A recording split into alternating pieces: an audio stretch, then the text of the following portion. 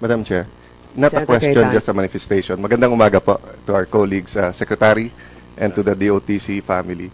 Just as a manifestation, first of all, Madam Chair, thank you for including Senate Bill 999, although I just filed it last Monday.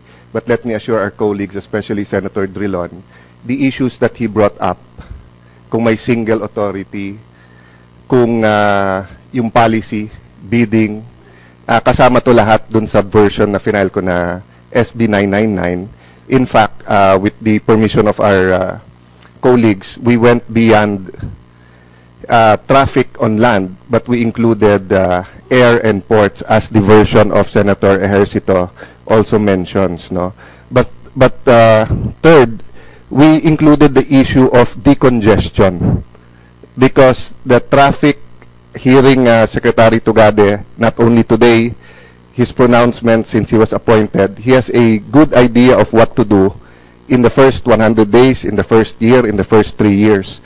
But long term, unless ma-decongest mo at lahat ng region sa ating bansa ay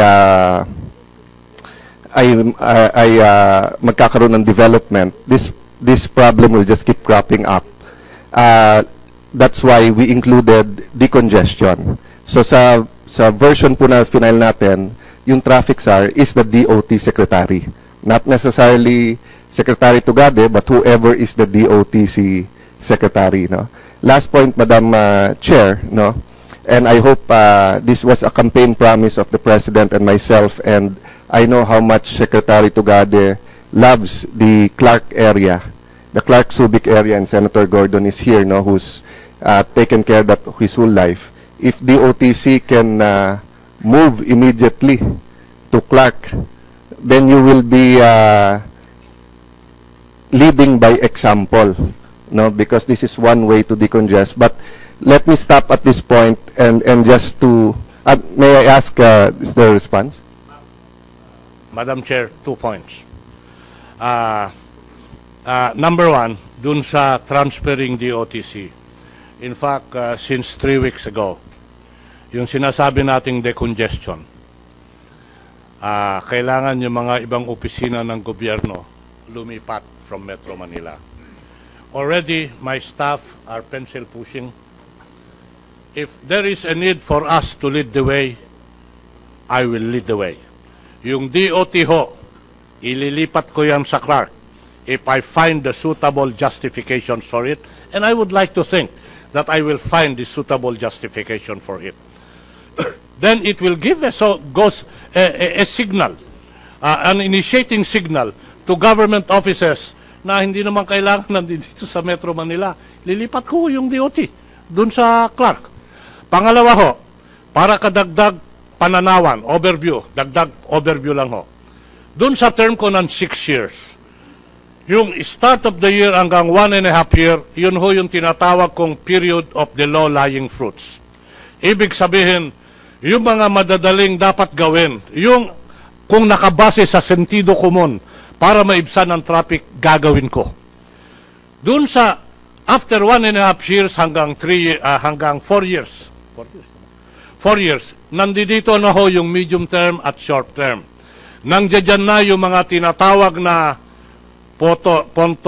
ponton bridge, yung mga modular bridge. Nandiyan na ho yung BRT, nandiyan na ho yung cable, yung mga istruktura. Sasabihin nyo, nasaan yung mga underpass, overpass? Nandiyan ho yan, dun sa inahangad kong magawa sa tulong ninyong lahat, yung tinatawag na 30 years roadmap of the Republic on transportation and traffic. Kasi kung hindi ho tayo gagawa niyan, yung experience sa EDSA ay ma-experience kung saan-saan dito sa Republika. Already it is being experienced in Cebu, already the signs are being shown it will experience in Davao. Okay, it is a development plan. Pero ang plano ko dito, hindi ordinaryong development plan. It is a development plan that is legislated. Ibig sabihin, pag legislated, gusto mong baguhin, amindahin mo yung batas.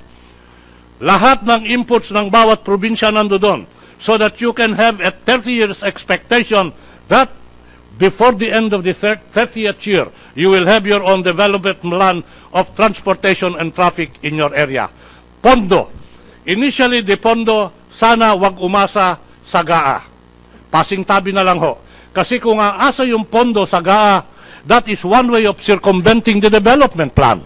Kailangan ho, we create a sinking fund na kung saan mag-aambag-ambag mga ibang aktibidades na pupunta sa sinking fund.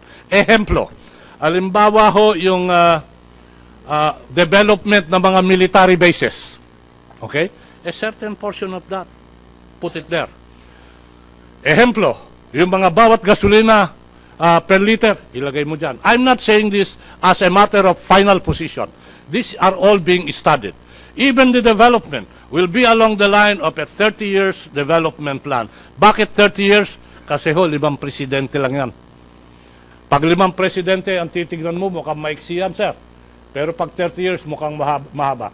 But until and unless we have a legislated development plan in traffic and transportation, God have mercy on us. EDSA experience of horrific and horrendous traffic will be experienced all over. Madam Chair, thank you for that response. And the last point I wanted to make is if in the next hearing we can also have the representative of the different leagues, because we hear loud and clear yung sinasabi ni Secretary Tugade, marami talagang problemang na-create, whether kasalanan ng LGU o hindi.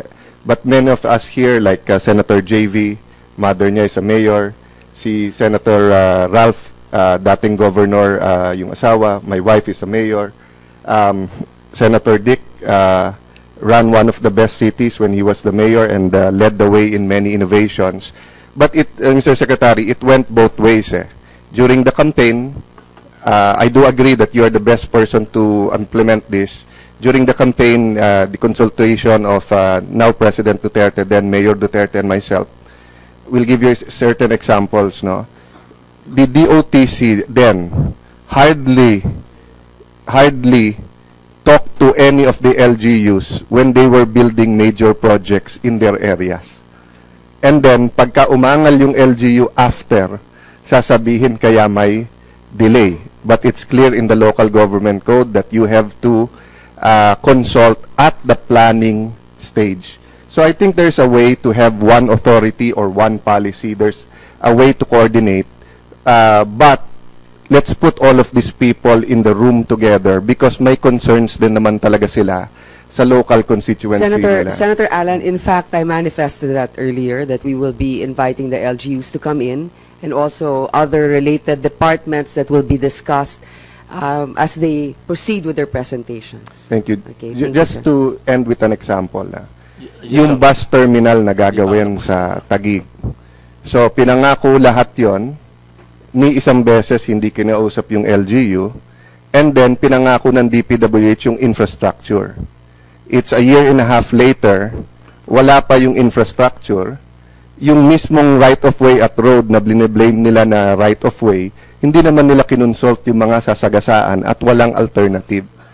So in the level of theory and giving the powers, madali and we will all agree with the examples that we all give here.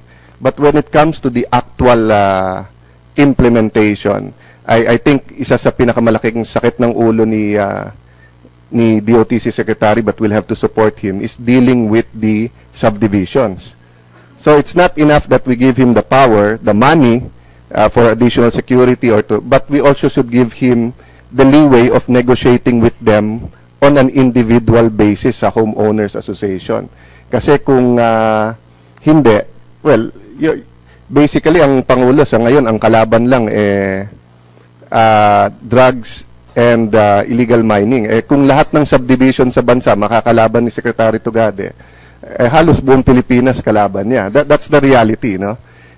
That's why hindi po madali ang hinihingi ni Secretary Tugade. But I think the amount of emergency power should also be matched by the amount of goodwill and backing by the two houses of Congress for him to be able to accomplish it.